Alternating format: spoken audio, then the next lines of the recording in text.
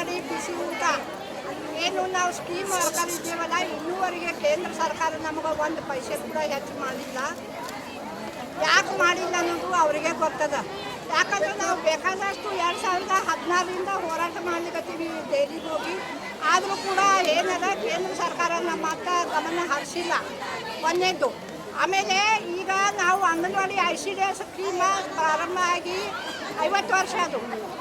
50 ವರ್ಷ ಆದರೂ ಕೂಡ ಇನ್ನೂವರೆಗೆ ನಮಗೆ ಕಾಯಮಿಲ್ಲ, ಕನಿಷ್ಠ ವೇತನ ಇಲ್ಲ.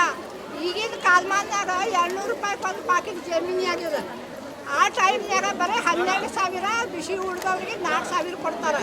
ಇಂಥದ್ರೊಳಗೆ ಗಂಡ ಹೆಂಡತಿ ಮಕ್ಕಳು ಎಲ್ಲ ಯಾಕೆ ಇದು ಮಾಡಬೇಕು?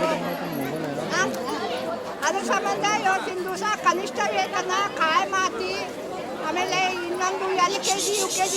ಈಗ ರಾಜ್ಯ ಸರ್ಕಾರ ಏನದ LKG UKG ಬಂಗಾರಪ್ಪ ಅವ್ರ ಮಗ ಏನದ ಬಸು ಬಂಗಾರಪ್ಪ ಅವರು LKG UKG ಸಾಲಿ ಕೊಟ್ಟಾರ.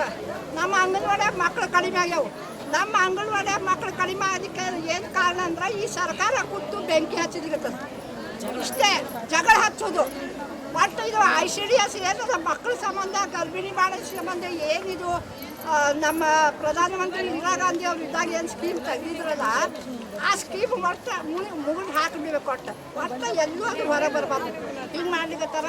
ಇನ್ನೊಂದು ಇದ್ರೊಳಗೆ ಮುಖ್ಯವಾಗಿ ಹೇಳ್ಬೇಕಂದ್ರೆ ಕನಿಷ್ಠ ವೇತನ ನಮಗೆ 40,000 ಕೊಡಬೇಕು. ಆಮೇಲೆ ಹೆಲ್ಪರ್ಗಳಿಗೆ 15,000 ಕೊಡಬೇಕು. ಸಾಮಾಜಿಕ ಭದ್ರತೆ ಇಲ್ಲ, ನಮಗೆ ಪೆನ್ಷನ್ ಇಲ್ಲ.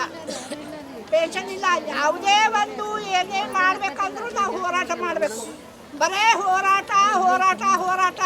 ಇವತ್ತಿನ ದಿವಸ ಹೋರಾಟ ಮಾಡಬೇಕಂದ್ರೆ ರಾತ್ರಿ ಫೋನ್ ಮಾಡಿ ನಾವೆಲ್ಲರೂ ಗೋಳೆ ಆಗಿವಿ. ಯಾಕೆ ಗೋಳೆ ಆಗಿವಂದ್ರೆ ನಮ್ಮ ಹೊಟ್ಟೆ ನುಸ್ಲಿಕ್ಕತ್ತದ. ಈಗ ಎಲ್ಲ ನಾ ಹೆಸರು ತಗೊಳ್ದಿಲ್ಲ, ಎಲ್ಲ ಅಧಿಕಾರಿಗಳು ಒಟ್ಟು ನಮ್ಮ ಸಾಲಾಗ ಏನದ ಪ್ಯೂನ್ ಹಿಡ್ಕೊಂಡು ಹೋರಾಟ ಮಾಡಬೇಡ ಅಂತಾರೆ. ಯಾಕೆ ಹೋರಾಟ ಮಾಡಬೇಡ ಅಂತಾರೆ ಇವರು? ನಾವೇನದ ಹೋರಾಟ ಮಾಡವ್ರೆ, ನಮ್ಮ ಹಕ್ಕದ. ಸಂವಿಧಾನದೊಳಗೆ ಏನದ ಅಂಬೇಡ್ಕರ್ ಅವರು ಹೆಣ್ಮಕ್ಳು ಹೊರ ಬಂದು ಹೋರಾಟ ಮಾಡ್ಬೇಕಂತೇಳಿ ಸಂವಿಧಾನದೊಳಗದ. ಆದ್ರೆ ಆ ಸಂವಿಧಾನನೇ ಇವತ್ತು ಎಲ್ಲ ಮುಗಿಸಿಬಿಡ್ಲಿಕ್ಕೆ ಕೂತದ ನಮ್ಮ ಸರ್ಕಾರ. ನಾವು ಕೇಂದ್ರ ಸರ್ಕಾರಕ್ಕೂ ಹೇಳೋದಿಲ್ಲ, ರಾಜ್ಯ ಸರ್ಕಾರಕ್ಕೂ ಹೇಳೋದಿಲ್ಲ. ಅವ್ರ ಅಣ್ಣ ಇವ್ರ ತಮ್ಮ ಒಟ್ಟು ಹೆಣ್ಮಕ್ಳಿಗೆ ಬಲಿ ಪಶು ಆಗಿ ಮಾಡ್ಯಾರ. ನಮಗೆ ಕಾಯಂ ಬೇಕು. ಆಮೇಲೆ ಇನ್ನೊಂದು ಮುಖ್ಯವಾಗಿ BLO ಸರ್ವೆ ಹಾಕ್ಲಿಕ್ಕತ್ತಾರ. ಇನ್ನು ದಿನ ನಾವು ರಾಜ್ಯಾದ್ಯಂತ ಕಪ್ಪು ದಿನಾಚರಣೆ ಅಂತೇಳಿ ಬಿಸಿ ಊಟ ಅಂಗನವಾಡಿ ಸ್ಕೀಮ್ಗಳು ಆಚರಣೆ ಮಾಡ್ತೀವಿ. ಕಪ್ಪು ದಿನಾಚರಣೆ ಯಾಕೆ ಅಂತಂದರೆ ಈ ಹಲವಾರು ಯೋಜನೆಗಳನ್ನು ಸರ್ಕಾರ ತಂದೈತೆ. ಇದಕ್ಕೆ ನಮಗೆ ಸಾಮಾಜಿಕ ಭದ್ರತೆಯೂ ಇಲ್ಲ, ಬಿಸಿ ಊಟದವ್ರಿಗಿಲ್ಲ, ಅಂಗನವಾಡಿಯವ್ರಿಗೂ ಇಲ್ಲ. ಆರೋಗ್ಯ ಆಹಾರ ಶಿಕ್ಷಣ ಅಂತೇಳಿ ಕಿಸಿಂದ ಸರ್ಕಾರ ಯೋಜನೆಗಳನ್ನು ಹಾಕೊಂಡದ.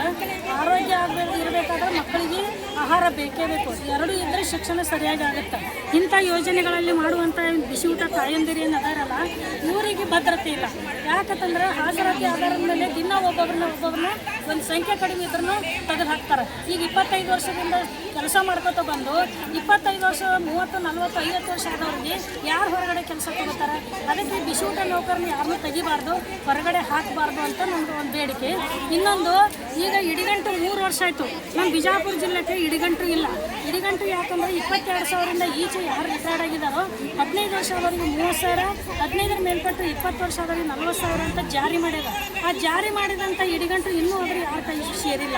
ಈಗ ಹಾಗೆ ಹೋದ್ರೆ ಮನೆಗೆ ಅವ್ರಿಗೆ ಏನು ಅನಿಸ್ತದೆ? ಅದಕ್ಕೆ ಸರ್ಕಾರ ಏನೇ ಮಾಡಿ ಇಡಿಗಂಟನ್ನು ಜಾರಿ ಮಾಡಬೇಕು. ಹಾಜರಾತಿ ಆಧಾರದ ಮೇಲೆ ತೆಗೆದನ್ನು ನಿಲ್ಲಿಸಬೇಕು. 3 ತಾಸಿನ ಕೆಲಸ ಅಂತ ಕೇಂದ್ರ ಬಜೆಟ್ ಆಗ್ಯದ. ಈ ಪಂಜಾಬ್ ಹೈಕೋರ್ಟ್ನಲ್ಲಿ ಎಲ್ಲ ತೀರ್ಮಾನ ಆಗ್ಯದ. ಏನಂತ ಅವ್ರಿಗೆ ಭದ್ರತೆನ ಕೊಡಬೇಕು, ಎಲ್ಲ ಕೊಡಬೇಕು ತೀರ್ಮಾನ. ಪಂಜಾಬ್ ಹೈಕೋರ್ಟ್ ಏನು ತೀರ್ಮಾನ ಮಾಡಿದ್ರೆ ಅದು ನಮ್ಮ ಕರ್ನಾಟಕ ಹೈಕೋರ್ಟಿಗೆ ಆಗಬೇಕಂತೇಳಿ ನಮಗೆ ಬೇಡಿಕೆ ಅದ. ಹಾಜರಾತಿ ಆಧಾರದಲ್ಲಿ 3 ತಾಸಿನ ಕೆಲಸ ಅಂತ ಐತಲ್ಲ, ಅದನ್ನ 6 ತಾಸು ಅಂತೇಳಿ ತಿದ್ದುಪಡಿ ಮಾಡಬೇಕಂತ ಒಂದು ಬೇಡಿಕೆಯನ್ನು ಇಟ್ಕೊಂಡು ಇಡೀ ರಾಜ್ಯಾದ್ಯಂತ ನಮ್ಮ ಹೋರಾಟವನ್ನು ನಾವು ಹಾಕೊಂಡಿದ್ದೇವೆ. ನಾವು ಬಿಜಾಪುರ ಜಿಲ್ಲೆ ಪ್ರಧಾನ ಕಾರ್ಯದರ್ಶಿ ಸುಮಂಗಲ ಆನಂದ್ ಶೆಟ್ಟಿ.